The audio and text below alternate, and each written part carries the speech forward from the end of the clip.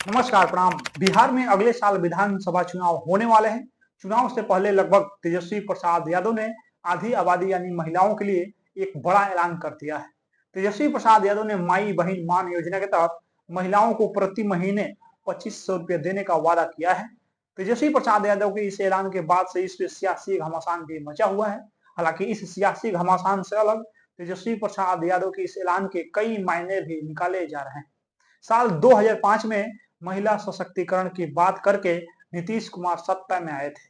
इसके बाद से लेकर अब तक सीएम और सरकार के कई नेता मंत्री अक्सर सार्वजनिक मंचों से यह कहते आए हैं कि बिहार में महिलाओं के लिए जितना काम नीतीश कुमार ने किया है उतना किसी ने नहीं किया है।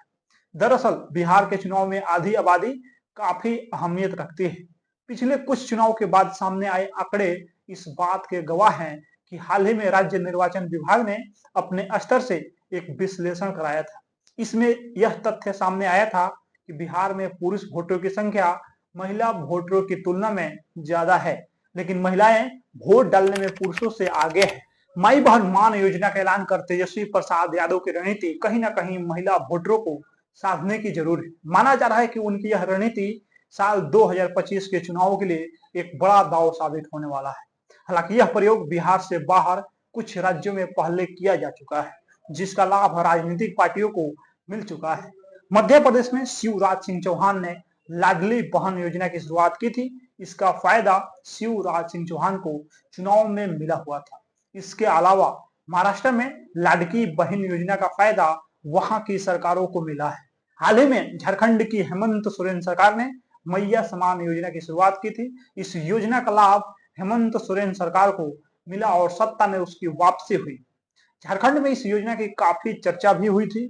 दिल्ली की अरविंद केजरीवाल सरकार ने भी हाल ही में महिलाओं को हर महीने 2100 रुपये सहायता राशि देने का ऐलान किया है। बिहार में राजनीतिक पार्टियों के लिए आधी आबादी की अहमियत इस बात से भी लगाया जा सकता है कि राज्य के मुख्यमंत्री नीतीश कुमार भी महिला संवाद यात्रा पे निकलने वाले हैं। हालांकि सीएम की यात्रा को लेकर पूर्व सीएम लालू प्रसाद यादव के एक बयान से विवाद भी छिड़ गया था। जाहिर है ऐसे में तेजस्वी प्रसाद यादव ने महिलाओं के लिए नई योजना का ऐलान कर इस विवाद को भी काफी हद तक खत्म करने की कोशिश की है। बिहार विधानसभा चुनाव में अभी देर है, इसके बावजूद तमाम दल मैदान में अपनी ताकत आजमाने उतर चुके हैं। एक ओर भाजपा बूथ स्तर पर संगठन की मजबूती के लिए अभियान चला रही है, तो दूसरी ओर जदयू अपने मुख्यमंत्री नीतीश कुमार के साथ बिहार के दौरे की तैयारी में है। वहीं मुख्य विपक्षी दल राजद आरजेडी के नेता और प्रदेश के नेता प्रतिपक्ष तेजस्वी प्रसाद यादव जिला स्तरीय यात्रा पे हैं। इसी कड़ी में कांग्रेस ने भी जिले की यात्रा का कार्यक्रम बनाया है। हालांकि पार्टी ने अब तक कार्यक्रम की घोषणा तो नहीं की है, परंतु चर्चा है कि कांग्रेस के प्रदेश अध्यक्ष व राज्यसभा सदस्य अखिलेश प्रसाद सिंह 15 जनवरी के बाद बिहार यात्रा पे निकल सकते हैं। हालांकि बिहार यात्रा प्रारंभ करने के पहले कांग्रेस ने चुनाव में सहयोगी दलों के साथ सीटों के तालमेल को लेकर प्रमुख सहयोगी दल राजद पे दबाव की रणनीति पे काम करना शुरू कर दिया है। दरअसल कांग्रेस ने चुनावी इतिहास को देखते हुए यह कदम उठाया है। इस बहाने कांग्रेस राजद को यह संदेश देना चाहती है कि चुनाव में उसे कमतर न आंका जाए।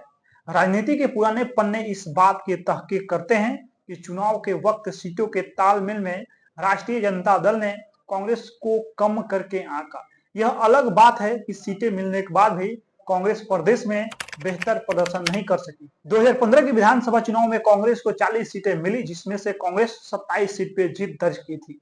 इसी प्रकार 2020 में पार्टी 70 सीटों पे लड़ी, लेकिन 19 सीटें जीत पाई।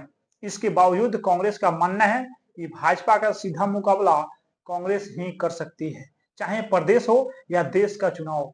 भाजपा को सीधे चुनौती कांग्रेस से ही मिलती रही, लिहाजा उसे उसी अनुपात में सीटें भी मिलनी चाहिए।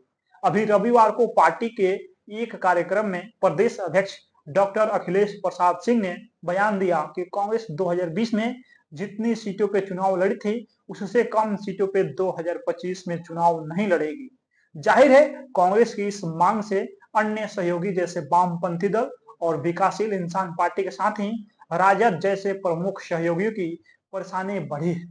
70 से ज्यादा सीटों की मांग के साथ ही पार्टी उप मुख्यमंत्री पद को लेकर भी दबाव की रणनीति पे काम कर रही है। कांग्रेस पार्टी के बिहार के प्रभारी सचिव शाहनवाज आलम ने हाल ही में मांग उठाई कि 2025 में महागठबंधन की सरकार बनने की स्थिति में यदि राजद का मुख्यमंत्री होता है तो वैसी स्थिति में उस सरकार में 2 डिप्टी चीफ मिनिस्टर होने चाहिए, जिनमें से एक अल्पसंख्यक समाज से हो जबकि दूसरा स्वर्ण समाज से होना चाहिए।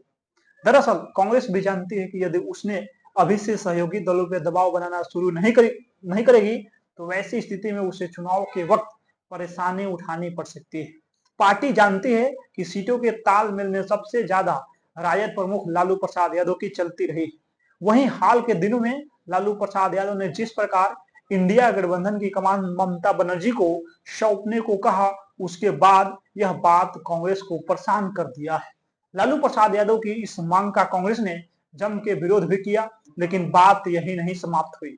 अब कांग्रेस इसी बहाने राजद और लालू प्रसाद यादव के साथ ही अन्य सहयोगियों के सामने अभी से मुखर होने लगी ताकि चुनाव के वक्त सीटों के लिए उससे अधिक पापड़ न बेलने पड़े। लोकसभा चुनाव के बाद 4 राज्यों में हुए चुनाव में राजनीतिक दलों को जीत दिलाने में महिलाओं की अहम भूमिका रही है। महिलाओं के लिए किए गए वादों का असर चुनाव के नतीजों पर भी पड़ा है।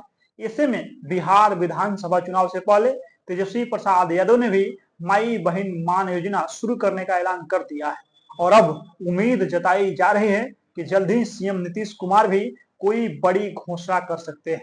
बिहार में अगले वर्ष होने वाले विधानसभा चुनाव से पहले लगभग सभी प्रमुख दलों में महिलाओं को साधने की होड़ सी लगी हुई है। इसकी शुरुआत जन स्वराज पार्टी के सूत्रधार प्रशांत किशोर के सस्ता ऋण और पर्याप्त प्रतिनिधित्व के वादे से हुई है, जिसे चरम पे लेकर राजद नेता तेजस्वी प्रसाद यादव पहुंच गए हैं।